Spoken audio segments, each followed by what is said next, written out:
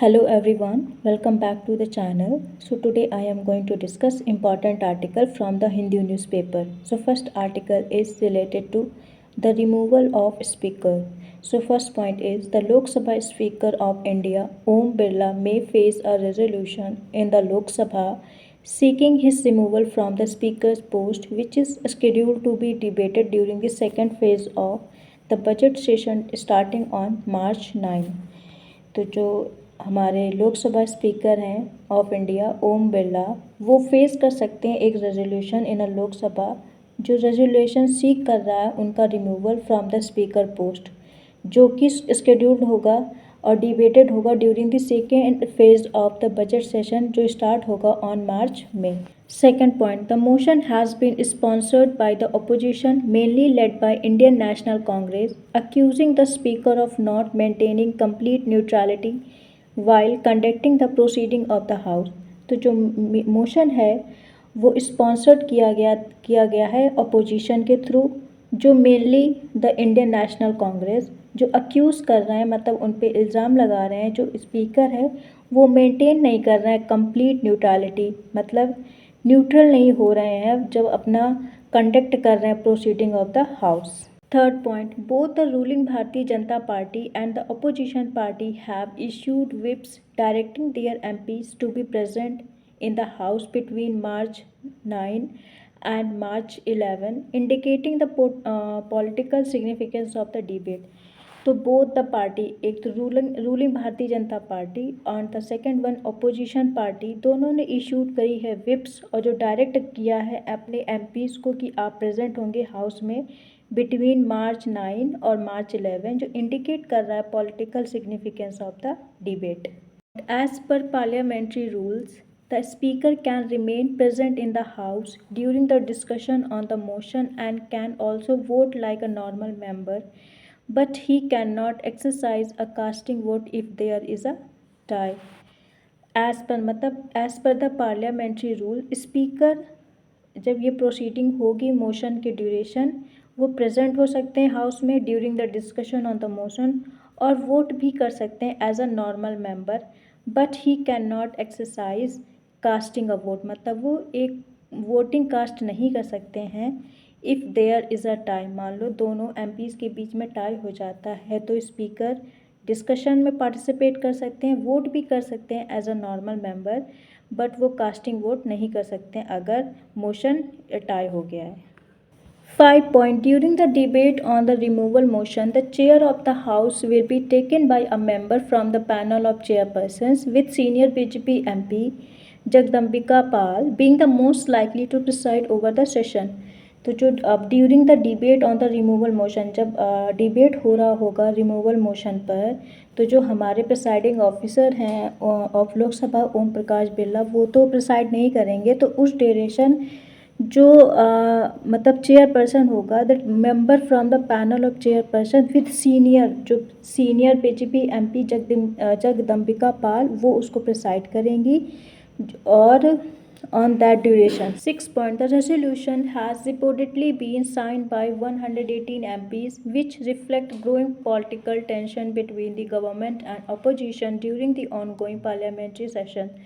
तो जो रेजोल्यूशन है उसको 118 MPs ने साइन किया है जो रिफ्लेक्ट करता है ग्रोइंग मतलब जो इंक्रीज हो रही है रेज हो रही political tension between the government और opposition during the ongoing parliamentary session. 7 point, the All India Trinamool Congress did not sign the resolution and stated that the opposition should have escalated the issue gradually and first allowed the speaker an opportunity to respond.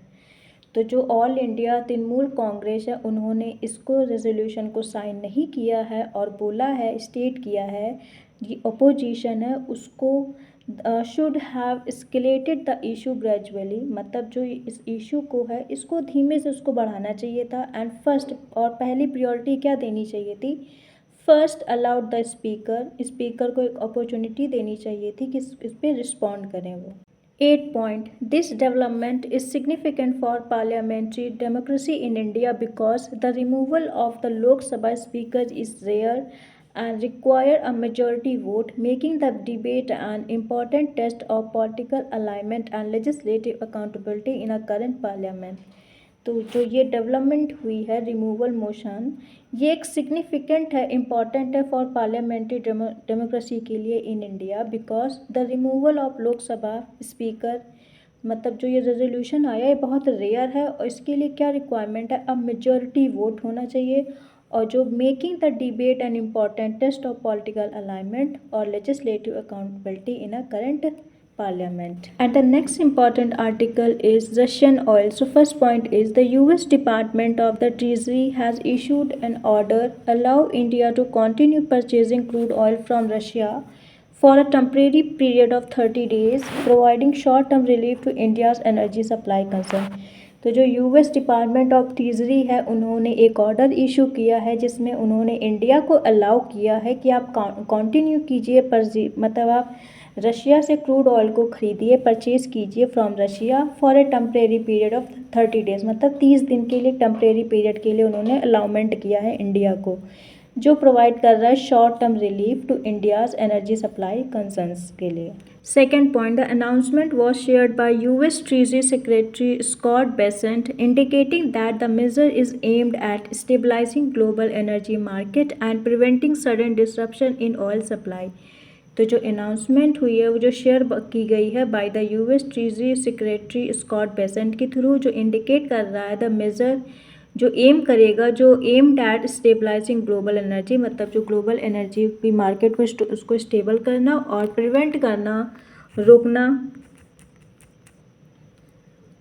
Sudden disruption in oil supply, जो sudden disruption आया है उस oil supply में, उसको prevent करना. Third point, analysts believe the decision could help India manage potential price spikes and supply shocks, as India is one of the world's largest importers of crude oil and heavily depend on external sources. जो analyst हैं उनका ये believe है, जो decision है ये India को help कर सकता है मैनेज पोटेंशियल प्राइस हाई जो स्पाइक हो रहे हैं क्रूड ऑयल के, और सप्लाई शॉक्स, जो शॉक आया है सप्लाई में because of the West Asia disruption and war situation like. And India is one of the world's largest, मतलब importer of crude oil, मतलब इंडिया वर्ल्ड का सबसे ज़्यादा सबसे बड़ा इम्पोर्टर है ऑफ क्रूड ऑयल, और हैविली डिपेंड है ऑन एक्सटर्नल सोर्स, मतलब क्रूड ऑयल के लिए इंडिया एक्सटर्नल सोर्सेज पर डिपेंड है. 4 point, however, government sources indicating that Russian crude may no longer be available to India at a heavy discount because of increasing demand from countries like China competing for the same supply. However, although government sources ये indicate कर रहे हैं जो Russian crude oil जो है may no longer be available to India at heavy discount, मतलब जो अब रशिया का जो क्रूड ऑयल है अब इंडिया को मतलब हैवी डिस्काउंट पे शायद मे बी अब अवेलेबल ना हो, because of increasing demand from countries, क्योंकि चाइना की जो डिमांड बढ़ रही है उसकी वजह से competing for supply same supply. 5 point, the move comes in between ongoing geopolitical tension and sanction linked to the Russia-Ukraine war, which have reshaped global oil trade partners since 2022. जो move है वो आया है कब, in between ongoing geopolitical tension, मतलब उस बीच जब हमारी जियोपॉलिटिकल टेंशन चल रही हैं और sanctions related link to Russia Ukraine war, मतलब जब रशिया ने यूक्रेन पे वॉर किया था तो रशिया पे बहुत सारे सैंक्शन को लगा दिया गया था, जो विच हैव रीशेप्ड, जो अब ग्लोबल ऑयल ट्रेड पैटर्न को रीशेप कर रहे हैं since 2022. 6 point, India currently maintain around 50 days of national fuel reserves, including about 25 days of crude oil and 25 days of refined petroleum products like petrol and diesel. तो India के पास currently 50 days का reserve है crude oil का for national fuel reserves, including 25 days of crude oil, मतलब 25 days का crude oil reserve है, और 25 days of refined petroleum product like petrol and diesel का reserve. 7 point, Russian oil shipment to India generally take around 25 to 40 days to arrive, and a significant portion of India's crude imports travel through the strategically important Strait of Hormuz। तो जो Russian oil shipment India में आता है उसको generally 25 से 40 दिन लग जाते हैं पहुंचने में। जो एक सिग्निफिकेंट पोर्शन है of India's crude imports travel कहाँ से थ्रू होता है, strategically important through straight of Hormuz, जो रिसेंटली अभी ईरान ने उसको बंद कर रखा है। 8 point, the issue highlights India's strategic balancing in energy diplomacy, maintaining relations with Western countries while continuing energy cooperation with Russia to ensure energy security and stable domestic fuel prices।